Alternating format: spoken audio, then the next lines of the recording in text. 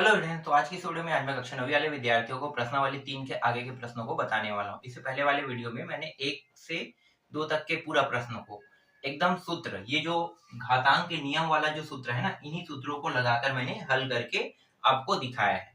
अब ये जो प्रश्न है ये भी इन्हीं सूत्रों से ही बनेगा। तो चलो इस प्रश्न को बना के देखते हैं। तो देखो, तीसरा का जो पहला प्रश्न है यहीं से शुरू करते हैं। स्टार्टिंग पॉइंट से यहाँ पे मैं हल लिख रहा हूँ, ठीक है। अब इसको क्या करना है, तो देखो यहाँ पे 16 दिया हुआ है ना, और गुणित टी का घात -3 दिया है।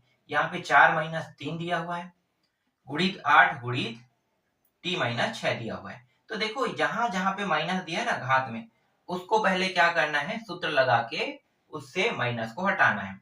तो 16 को कुछ करेंगे क्या, नहीं करेंगे। 16 जैसा है वैसा रहेगा। टी को करेंगे तो टी का क्या हो जाएगा, टी का हो जाएगा 1 बटे टी का 3 घात। होगा कि नहीं, होगा ना। यहाँ पे कुछ नहीं, मतलब क्या है, 1 है, याद रखना, ठीक है। अब यहाँ पे बड़ा वाला जो निशान है, ठीक है, तो ये अपान वाला निशान है, या फिर इसे हम बटा कहते हैं, ठीक है। ये निशान लगा हुआ है, लगा देते हैं। फिर इसको देखो 4 को, तो ये भी 1/4 का 3 घात हो जाएगा। फिर गुणित 8 के ऊपर 1 घात है ना, तो 8 को तो कुछ नहीं करेंगे, लेकिन नीचे में 1 तो लगा सकते हैं ना, तो 1 यहाँ भी लगा दिए। फिर 1/टी का 6 घात, ठीक है। यहाँ पे कौन सा नियम लगा है, तो नियम को बता देते हैं। तो देखो ये जो नियम है, ये जो लगा है कहाँ पे है, ये वाला नियम, ठीक है। इस नियम के तहत ये आया, तो a का घात -m बराबर 1/m, am, ठीक है। a को यहाँ पे लिखो और m को यहाँ पे, ठीक है, इस तरीके से। तो देखो जो चेंज हुआ है ना, जहां जहां पे माइनस था, यहाँ पे यहाँ पे यहाँ पे माइनस था, तो उसको हमने देखो 1 बटे के रूप में, जैसे ये फॉर्म है सेम टू सेम उसी फॉर्म में हमने इसे बांट लिया, ठीक है। यहाँ तक आपको समझ में आ गया। चलो अब आगे बढ़ते हैं। 16 का गुणा 1 के साथ करोगे तो कितना आएगा, 16 एकम 16। 1 और टी का गुणा करोगे तो टी का 3 घात आएगा। फिर ये पूरा निशान लगा दो। फिर ये ऊपर वाला ऊपर वाले के साथ गुणा होगा, तो 1 गुणित 8 गुणित 1 8 ही होगा। नीचे वाला नीचे वाले के साथ गुणा होगा, तो 4 गुणित 1 है ना, मतलब 4 का 3 घात का 4 का 3 घात रहेगा, ये दोनों। फिर ये जो है इसके साथ कोई भी संख्या गुणा नहीं हो सकता, तो इसके साथ गुणा के रूप में 6 का टी घात को लिख लो, ठीक है। मतलब टी के ऊपर जो 6 का घात है उसे जैसा है वैसा लिख लेंगे, ठीक। कितने पद आपको दिखाई दे रहा है, 4 पद, पहला दूसरा तीसरा चौथा, हर एक पद एक दूसरे को भाग कर रहे हैं। तो ये जो नियम है ये क्या कहता है कि पहले पहले चौथे का गुणा करो। तो जब पहले और चौथे का गुणा करेंगे तो 16 के साथ गुणा किसका होगा, 4 के 3 घात का। फिर ये भी नीचे में है ना, तो इसको भी तो लेंगे, टी का 6 घात। अब दूसरा और तीसरा को गुणा करो, तो दूसरा तीसरा हमेशा नीचे पद में रहता है, 4 पदों में है, ये कितने पदों में बढ़ जाएगा, सिर्फ 2 पदों में। तो ये पहला चौथे का गुणा, दूसरा और तीसरे का गुणा, तो ये हो गया टी का 3 घात गुणित, यहाँ पे कितना आ रहा है, 8 आ रहा है।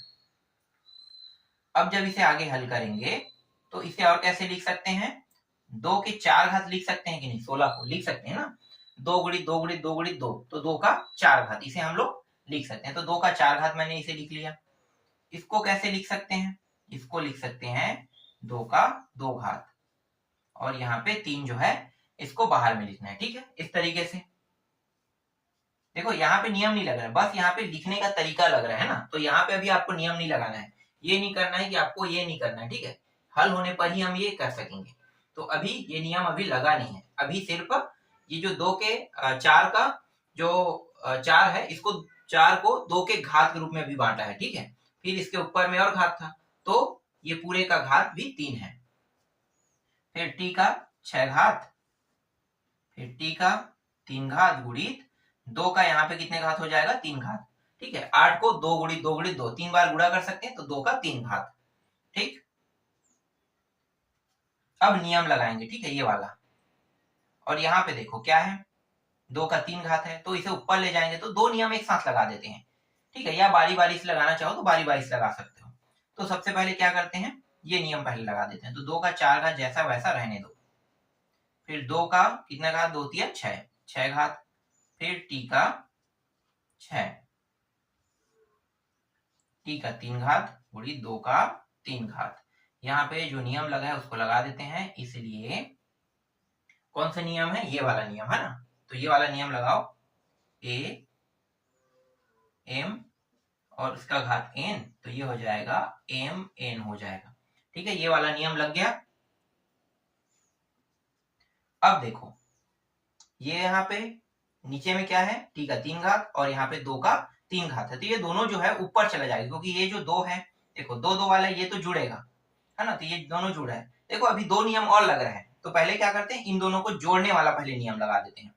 ठीक है, तो जोड़ने वाला नियम क्या है, देखो 2 मान सेम सेम गुणा में रहेगा तो मान क्या होता है, जुड़ जाता है, तो जोड़ने वाला पहले लगा दो, तो इन दोनों को जोड़ देते हैं, तो 2 4 और 6 कितना होगा 10, डायरेक्ट मैं यहाँ पे 10 रख रहा हूँ। ठीक है, 4 + 6 लिखना है आपको, जगह कम है और हल करने के लिए नीचे में और जगह नहीं, इसलिए यहाँ पे डायरेक्ट जोड़ रहा हूँ। ठीक है, तो ये 10 हो गया, फिर गुणित t का 6 घात, फिर t के 3 घात को जैसा वैसा नीचे वाले को उतार लेंगे। यहाँ भी नियम लगा है, कौन सा नियम लगा है, a m गुणित a n बराबर a m + n, ये वाला नियम लगा है। ठीक है, अब इसको यहाँ पे हल कर लेते हैं, तो 2 का 10 घात, ठीक है, नीचे में जो t का 3 घात दिया है, 2 का 3 घात है, उन दोनों को ऊपर ले जाते हैं, मतलब ये क्या है, ये दोनों जो है ये अपने अपने मान को भाग कर रहे हैं ना, तो 2 के 10 घात को भाग कर रहे हैं, और भाग करने वाला नियम क्या है, ये है, तो यहाँ पे 2 का 10 घात -3,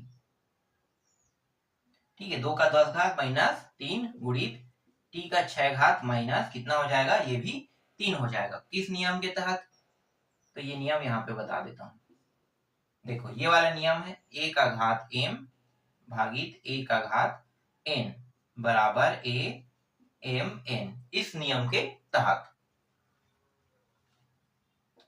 अब इसको हल करते हैं, तो ये हो गया 2 का 7 घात गुणित t का कितने घात होगा, घटाएंगे तो 3 घात आएगा। 2 का 7 घात का मतलब क्या होगा, 2 गुणित 2 गुणित 2 गुणित 2, 4 हो गया, 5वां 6वां और ये 7वां, फिर गुणित क्या है, t का 3 घात। तो देखो 2 दूनी कितना होगा 4, 4 दूनी 8, 8 दूनी 16, 16 दूनी 32, 32 दूनी 64, 64 दूनी कितना होगा, 64 दूनी हो जाएगा 128, तो यहाँ पे आ रहा है 128 और t का 3 घात आ रहा है। यही क्या है आपके, ये जो तीसरा का पहला प्रश्न है उसका उत्तर है। तो इस तरीके से आपका तीसरा का पहला प्रश्न बन गया। ठीक है, अब तीसरा का दूसरा प्रश्न देखते हैं, और हर एक जगह जहां जहां नियम लग रहा था, ये जो घातांक के नियम है जहां जहां लग रहा था उन हर जगहों पे मैंने नियमों को लगाया है। अब आप ये नहीं कह सकते कि नियम यहाँ पे नहीं लगा है ना, हर एक नियम को लगाया गया है, हर बार चेंज हुआ है और हर नियम को लगाया गया है। ठीक है, अब अगला देखो,